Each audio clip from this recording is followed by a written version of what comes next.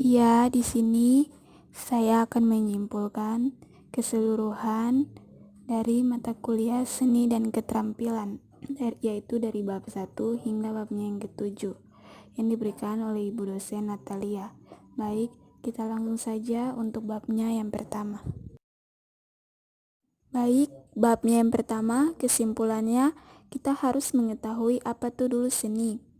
Seni adalah proses yang sengaja mengatur unsur-unsur dalam suatu cara yang menarik indera atau emosi, mencangkup kegiatan manusia, ciptaan, cara berekspresi, termaksud musik, tarian, film, dan lukisan. Yang kedua, fungsi seni. Fungsi seni ini terbagi atas 5. Yang pertama, sarana keterampilan dan hiburan, sarana pernyataan jati diri, sarana terapi atau penyembuhan, sarana pemulihan ketertiban, dan yang kelima, sarana simbolik yang mengandung kekuatan magis. Oke, kita lanjut. Kita juga harus mengetahui konsep pendidikan seni. Jadi, konsep pendidikan seni ialah segala usaha untuk meningkatkan kemampuan kreatif seseorang. Iya, untuk bab 2, kesimpulan yang dapat saya ambil itu yang pertama, kita dapat mengetahui pengertian estetika dari keindahan. Yang kedua, memahami hubungan dan hakikat seni dan keindahan. Dan yang ketiga, menjelaskan peran seni dalam kehidupan anak. Yang keempat, memahami tingkatan perkembangan seni anak. Ya, kita lanjut lagi untuk bab yang ketiga. Kesimpulan yang dapat saya ambil itu yang pertama, kita dapat memahami fungsi seni sebagai penunjang kebudayaan dan penunjang perkembangan anak. Kedua, kontribusi dalam pengembangan potensi peserta didik melalui seni.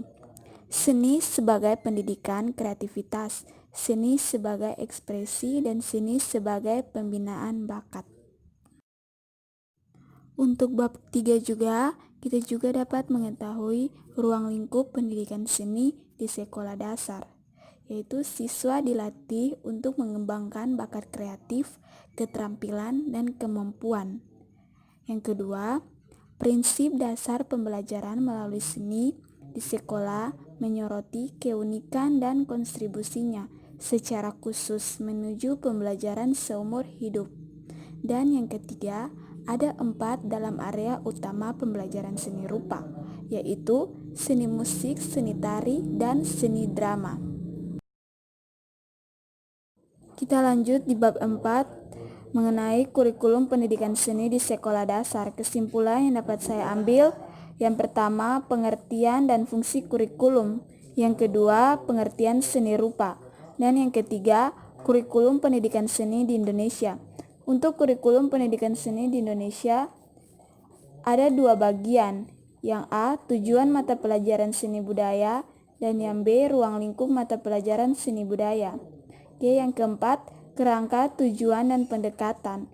Kelima, kerangka kerja kurikulum pendidikan seni.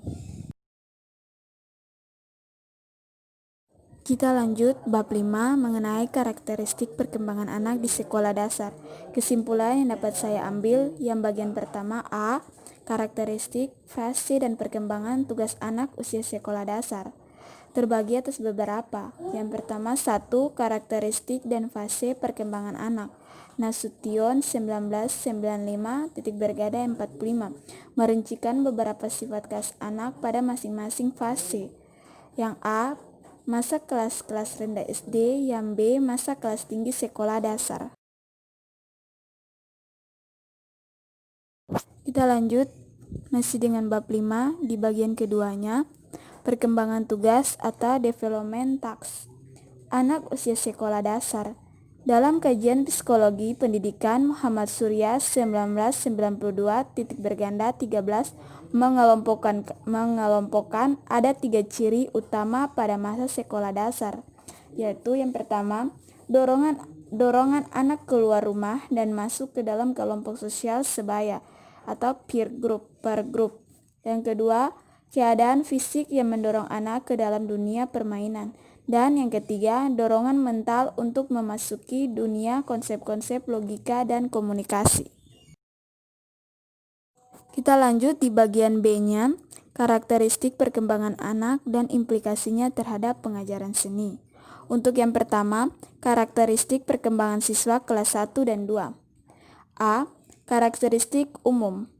Aktif dan muda, gembira, menyenangi bekerja dengan tangan. Yang B. Implikasi bagi pengajaran seni.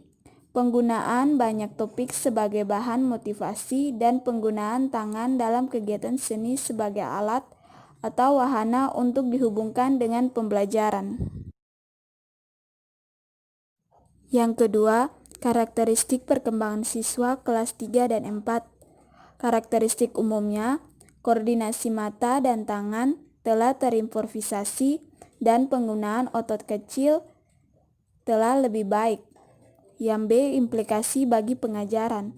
Siswa akan menggambar bentuk kawan sebagai model sebaya dan siswa akan menggambar pakaian.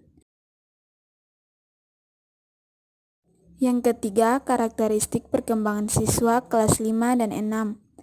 Karakteristik umumnya, mulai tumbuh sikap kritis dan mandiri, dan tumbuh kegemaran dan mengumpulkan karya seni. Implikasinya bagi pelajaran seni, siswa akan berdiskusi dalam menilai dengan ahli, dan siswa akan karya berkreasi dengan karya seni yang mewakili hobinya. Kita lanjut untuk bab 6. Kesimpulan yang dapat saya ambil, yang A. Perkembangan seni rupa anak sekolah dasar. Ada dua cara memahami perkembangan seni rupa anak. Yang pertama, mengkaji teori-teori yang berkaitan dengan perkembangan seni rupa anak menurut para ahli. Dan yang kedua, mengamati, mengkaji karya anak secara langsung. Yang B, periodasi perkembangan seni rupa anak dimaksudkan agar kita mudah mengenali karakteristik perkembangan anak berdasarkan usianya. Masih dengan bab 6. Tahap perkembangan menurut Victor Lowenfeld dan Lambert Brittain 1970 dalam Creative and Mental membagi periodisasi perkembangan seni rupa anak sebagai berikut. A. Masa mencorong 2-4 tahun. Masa prabagan 4-7 tahun.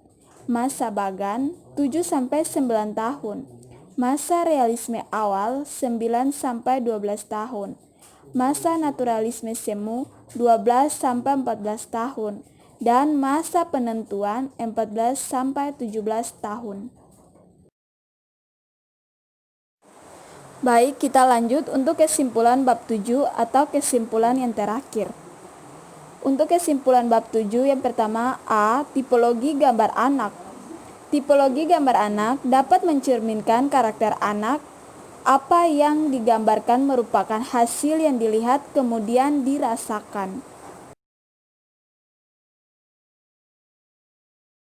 Kita lanjut masih dengan bab 7. Yang ini dalam In Education Strong Art Read 1958 titik berganda 140 mengklarifikasikan gambar anak menjadi 12, yaitu yang pertama organik, kedua lirikal, ketiga impresionis, keempat rhythmical pattern, kelima struktur form, keenam skematik, ketujuh hapik, kedelapan ekspresionis, kesembilan enumeratif, ke-10 dekoratif, ke-11 romantik, dan yang terakhir 12 literari. Sementara itu, Victor Lowenfeld 1975 titik berganda 275 membagi karya anak dalam berekspresi menghasilkan karya sebagai dibagi menjadi tipe visual dan hapik. Untuk itu, sifat lukisan atau gambar anak Sue Satyo 1994 titik berganda 32 strap 4. Ini membicarakan mengenai yang pertama ideografisme, yang kedua stereotip atau otomatisme, ketiga gaya finalitas, keempat perubahan atau lipatan, kelima transparan, keenam juxtaposis. Ketujuh, simetris atau setangkap. Kedelapan, proporsi atau perbandingan ukuran. Dan yang terakhir, kesembilan, lukisan bersifat cerita atau naratif. Itu saja kesimpulan yang dapat saya sampaikan. Untuk partisipasinya, saya ucapkan terima kasih.